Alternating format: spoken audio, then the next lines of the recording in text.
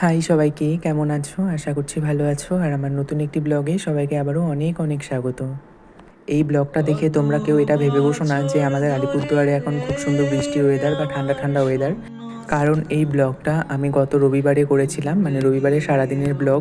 আর সেদিন আমাদের এখানে প্রচণ্ড পরিমাণে বৃষ্টি ছিল, কিন্তু এ কদিন থেকে যা গরম পড়েছে সত্যি টেকা যাচ্ছে না। তো সকাল সকাল ঘুম থেকে উঠে প্রথমে ব্রাশ নিয়ে বেরিয়ে পড়লাম। চলো ব্রাশটা করে নিই। এই কুয়াশায় খুঁজছে কে ব্রাশ করতে করতে ড্রেনের দিকে তাকিয়ে আছি। আর ড্রেনে তো এখন মানে এত জল হয়েছে যে এই ড্রেন দিয়ে কিন্তু প্রচুর মাছও যায়।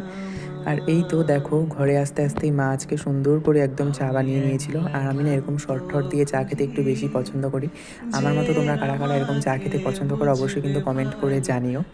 দোকানে এরকম চা খেতে গেলে কিন্তু 20 টাকা বা 25 টাকা নিয়ে নেবে এক কাপের দাম। আর আমরা কিন্তু বাড়িতে খুব অনায়াসে এটা বানিয়ে নিতে পারি। আর এই তো গুনগুন সোনা ও চলে এসছে।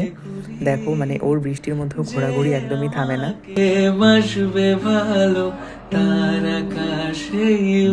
আর আমাদের পকো, ও যে গুনগুনকে এত অত্যাচার করে। আর গুনগুনও ও মানে ভীষণ আনন্দ পায় ব্যাপারটায়। গুনগুনও মাঝে মাঝে ভীষণ রেগে যায়। তারপর একটু বাইরে আসলাম, বৃষ্টিটা একটু কমার পর একটু হাঁটাহাঁটি করলাম। ঘরে আর কতক্ষণই বা থাকা যায়। তবে আজকে কিন্তু আমি বাজার টাজার যাইনি। এদিকে হঠাৎ করেই পাশের বাড়ির থেকে দুটো ভাই, ওরা এত বড় একটা মাছ ধরেছে। এই মাছটার নাম যদি তোমরা কেউ জেনে থাকো অবশ্যই কমেন্ট করে জানিও।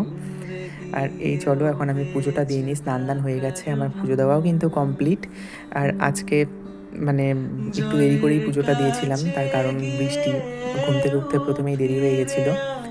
পুজো দিয়ে না ঠাকুরের সামনে এভাবে বসে থাকতে যে কী শান্তি লাগে, মানে তোমাদেরকে বলে বোঝাতে পারবো না। আর তোমরা কারা কারা এভাবে ঠাকুরের সামনে বসে থাকো আমাকে কিন্তু অবশ্যই কমেন্ট করে জানিও। পুজো টুজো কমপ্লিট করে চলে আসলাম খেতে। আর আজকে মা রান্না করেছিল গরম গরম চিকেন কষা আর ভাত।